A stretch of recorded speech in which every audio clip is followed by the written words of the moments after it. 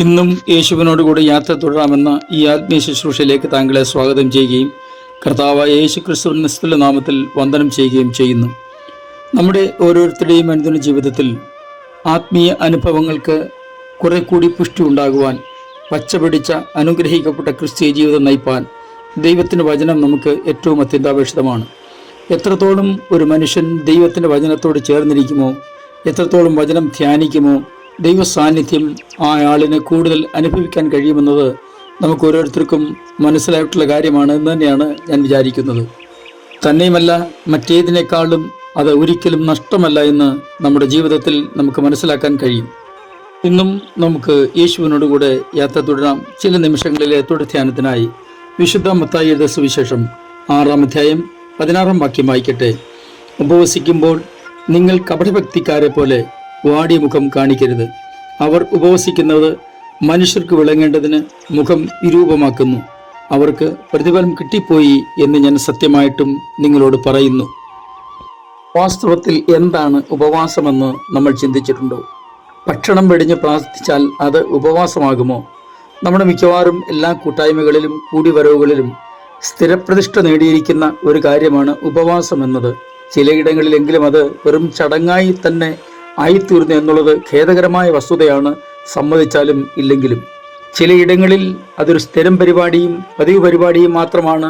അല്ലാതെ അതിനപ്പുറത്ത് ഉപവാസത്തിന് വലിയ പ്രാധാന്യമൊന്നും കൽപ്പിക്കുന്നതായിട്ട് തുടർന്നുള്ള അവരുടെ ആത്മീയ ജീവിതത്തിലും തുടർന്നുള്ള അവരുടെ മറ്റുള്ളവരുമായുള്ള ഇടപാടുകളിലും കൂടിയും നമുക്ക് വ്യക്തമായും മനസ്സിലാക്കാൻ കഴിയും.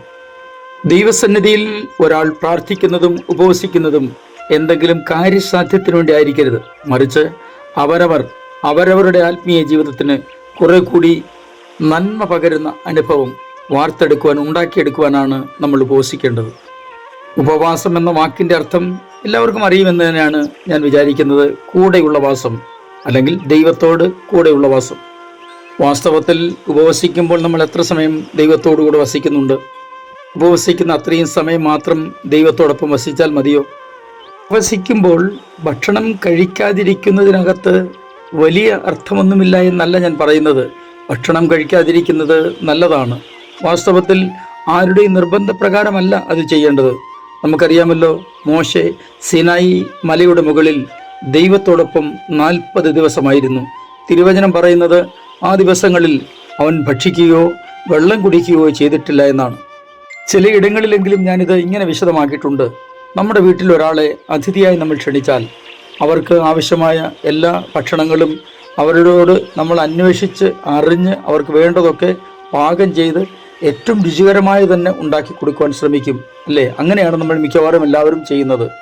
യഹോവയായ ദൈവം മോശയെ സിനായി പർവ്വതത്തിന് മുകളിലേക്ക് വിളിച്ചതാണ്. മോശ അങ്ങോട്ട് കയറി ചെല്ലുന്നതല്ല, മോശ തനിയെ അങ്ങോട്ട് ചെന്നതല്ല. യഹോവ മോശയെ സിനായി പർവ്വതത്തിന് മുകളിലേക്ക് വിളിച്ചതാണ്. അവിടെ വിളിച്ചു വരുത്തിയിട്ട് 40 ദിവസം നീ എൻ്റെ കൂടെ പട്ടിണി ഇരുന്നോ എന്ന് ദൈവം പറയുമോ? തീർച്ചയായും ഇല്ല എന്ന് ഞാൻ വിചാരിക്കുന്നു. 40 ദിവസവും മോശയ്ക്ക് ആവശ്യമായതെല്ലാം ദൈവം അവിടെ കരുതിയിരുന്നു. എന്നാൽ മോശ ഒന്നും ഭക്ഷിച്ചില്ല എന്നാണ് ദൈവത്തിന് വചനം വായിക്കുന്നത്. എന്തുകൊണ്ടാണ് മോശ അപ്പോൾ ഭക്ഷിക്കാതിരുന്നത് എന്ന് ചോദിച്ചാൽ അതിനിങ്ങനെയാണ് എൻ്റെ പക്കലുള്ള മറുപടി. അതായത്, ദൈവത്തിൻ്റെ സന്നിധിയിൽ താൻ സമയം ചെലവഴിച്ചപ്പോൾ ദൈവത്തോടൊത്ത് സംസാരിച്ചുകൊണ്ടും ദൈവത്തിൻ്റെ സന്നിധിയിൽ നിന്നും ദൈവം പറയുന്ന ഓരോ വാക്കുകളും ശ്രദ്ധിച്ച് കേട്ടുകൊണ്ടും ഒക്കെ ഇരുന്നപ്പോൾ വിശപ്പ് താൻ മറന്നുപോയി.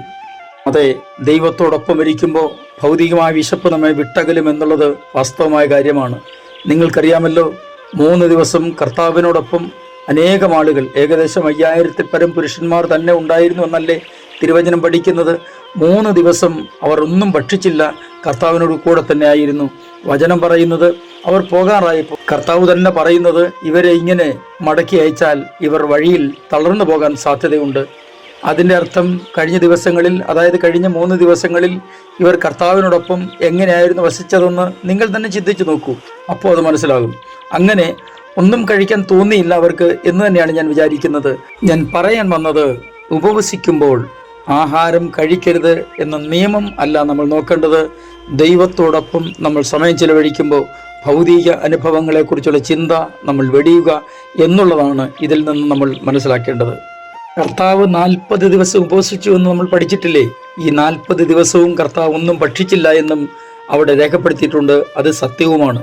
പ്രവാചകന്മാർ, വലിയവരും ചെറിയവരുമായവർ, എല്ലാ നിലകളിലും അറിയപ്പെടുന്ന അപ്പസ്തോലന്മാർ, മോശെ, ദാനിയേൽ, എസ്തർ മുതലായ ഭക്തന്മാരൊക്കെ ഉപവസിച്ചു എന്ന് തന്നെയാണ് നമ്മൾ പഠിക്കുന്നത്.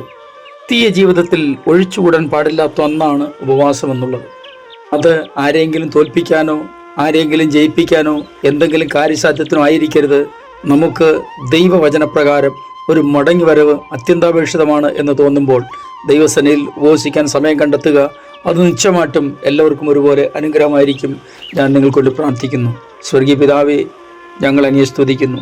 ഞങ്ങളുടെ ആത്മീയ ജീവിതം കുറെ കൂടെ പച്ച പിടിക്കുവാൻ ദൈവത്തിൻ്റെ വചനപ്രകാരം ഉപവസിപ്പാനും പ്രാർത്ഥിപ്പാനും ഞങ്ങളെ അഭ്യസിപ്പിക്കണമേ. പ്രാർത്ഥന കേട്ടിക്കൽ സ്തോത്രം. യേശു ക്രിസ്തുവിൻ്റെ അൻപുള്ള നാമത്തിൽ തന്നെ ആമേൻ.